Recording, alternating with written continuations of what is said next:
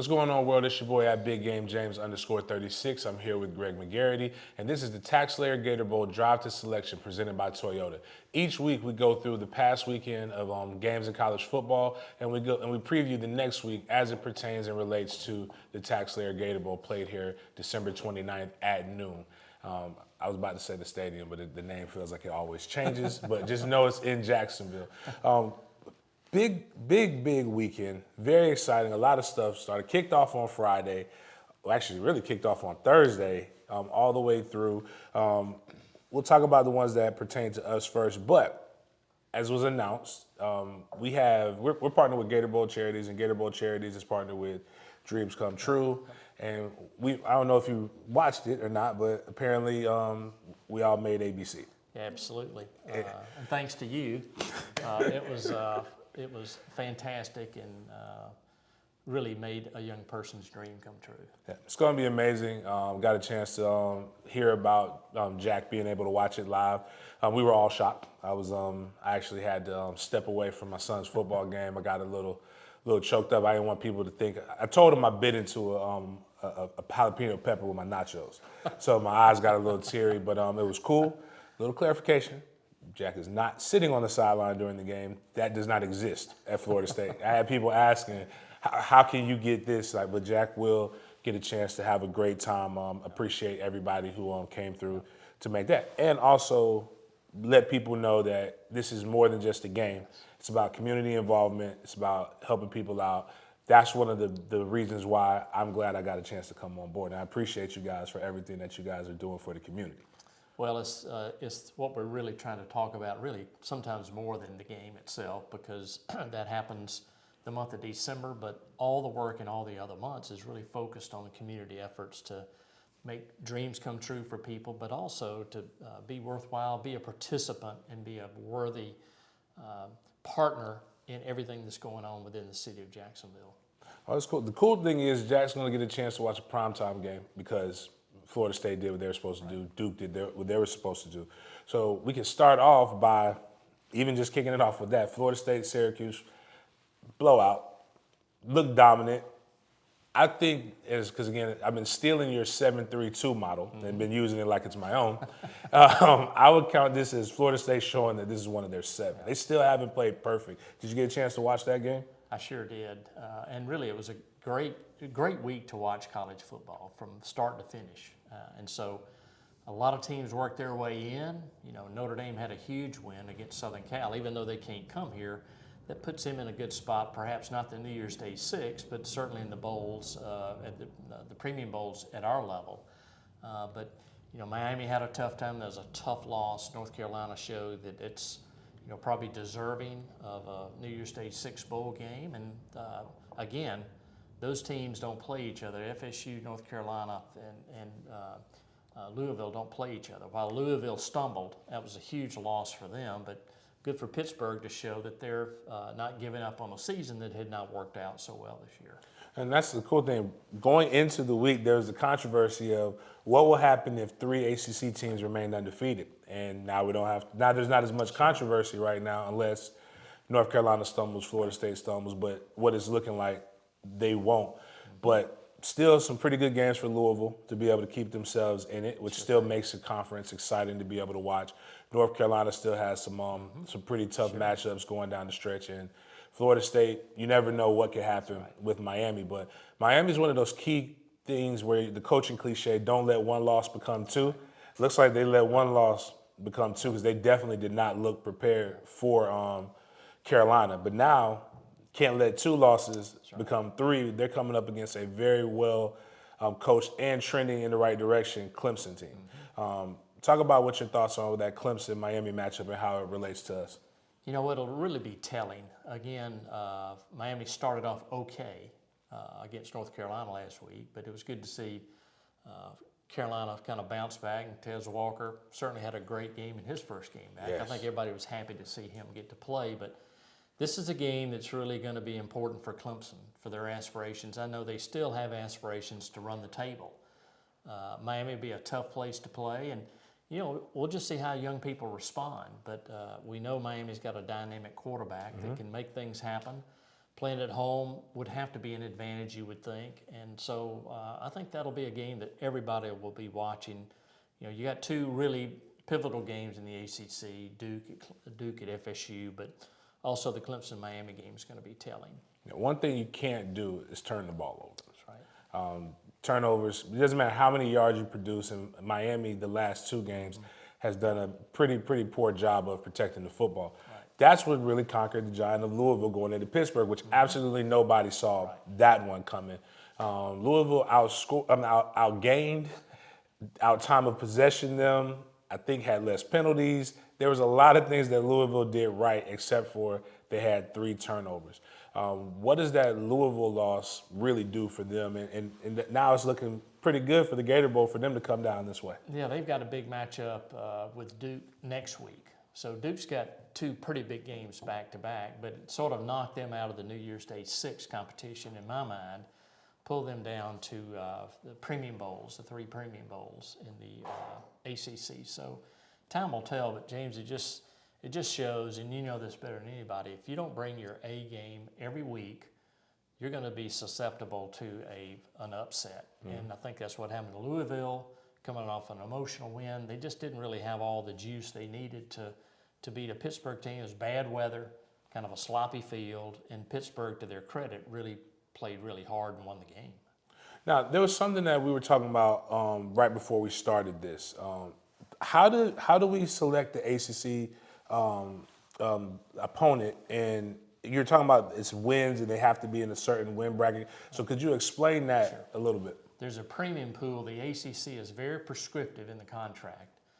Their champion, if they're playing in the top 4 for the college football playoff, then they have to send somebody to the Orange Bowl to represent the ACC. And if you took things now, Florida State would feed up into the Final 4, and then North Carolina would go to the Orange Bowl. After that, Tampa could have a pick among the next ACC team if there's a Big Ten team in the Orange Bowl. It's kind of complicated. But once you fill that, then that leaves probably 4 or 5 other teams that would be in our premium pool, which is all based on number of wins. So they're going to rank the 9-win teams over the 8, over the 7, and you've got to be within a certain amount, but it depends on how many teams are in that premium pool, which fill our game, Orlando, and San Diego. So we probably would not drop below, right now, FSU and North Carolina. They're predicted to play in the New Year's Day Bowls or the college football playoff.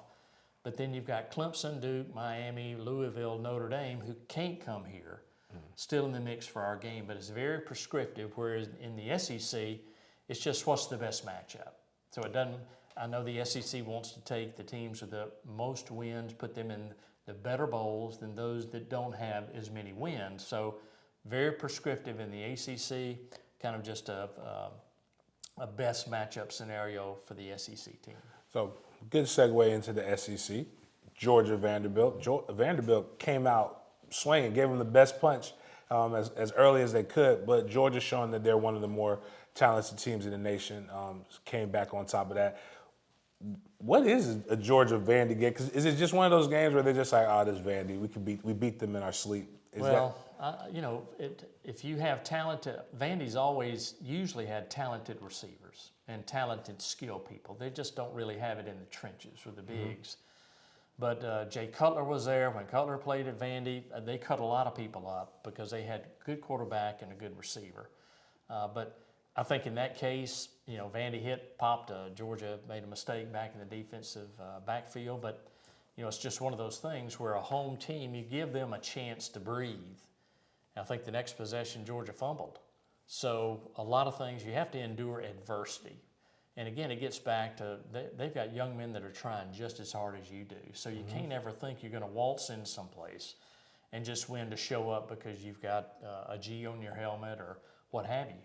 So it just shows you've got to be at your best every week. And sometimes you're not going to be at your best, but you play good enough to win. So I think it's just a toss-up sometimes. Whenever you go on the road, you better watch out, just like Pitt last week. Right. LSU is showing that they have one of the most dynamic, explosive offenses in the nation. But there's also two nail biters. Alabama had a close one, and then, as you call it, you didn't call it that, but you described it as this: the battle to stay bowl eligible between Florida and South Carolina. SEC, I can see that it means more thing going on a little bit with them, but a lot of competition when it came to that. So, kind of as it shakes, what do you think the SEC is looking like? Well, I think the big game this week is going to be Tennessee at Alabama. The loser of that game, especially on the east side, if Tennessee loses that game, that gives them 2 losses. So it kind of slows their trend towards Atlanta. Of course, they play Georgia at the end of the season. For Alabama, they could still go with 1 loss in the conference. They're 4-0. Alabama, they've already got the head-to-head win over Ole Miss, which is the next team competing. So this game, if LSU wins this game, they're in the driver's seat. If Alabama wins the game, then they've got a little cushion there. Tennessee at Alabama game will certainly highlight things as far as at the top of both sides. Alabama still got to play LSU. It's a big game for Tennessee on the east because a loss there provides a little separation in the east side there. So Alabama will be favored. You've got Ole Miss at Auburn. That'll be the night game on TV. I think, Ole Miss will be favored to win at that game, but it's kind of Hugh Freeze dynamic's going to play into that game, so there'll be a little extra excitement there. And a game we'll watch, too, is South Carolina at Missouri. Can South Carolina bounce back? Can Missouri keep going after an emotional win at Kentucky? So a lot of things, but, all the eyes of the country will be on in Tuscaloosa to watch that annual Tennessee-Alabama game. Again, it's always good to have good matchups it's always good to have good matchups that can determine what the conference outcome is later in the season. You don't want it automatically just done. It's not good for ratings. But moving forward, let's talk about what we got here, see if there are any changes on the board. Looks like it's easier this week to tell because we got a little darker marker right here. So Athlon, I guess they went back. I think they had this before, Miami versus Ole Miss. Right. But 247, Miami versus Missouri. Yep. That could be a very explosive matchup. Could be a lot of points scored. It'll wake people up for a noon kick. Yeah. Well, you've got some common opponents among the 7 outlets that we track. Miami's a frequent member up there. Louisville, they're frequent, so they're probably dominating the picks right now. On the SEC side, Missouri with their win over Kentucky, they kind of enter the picture.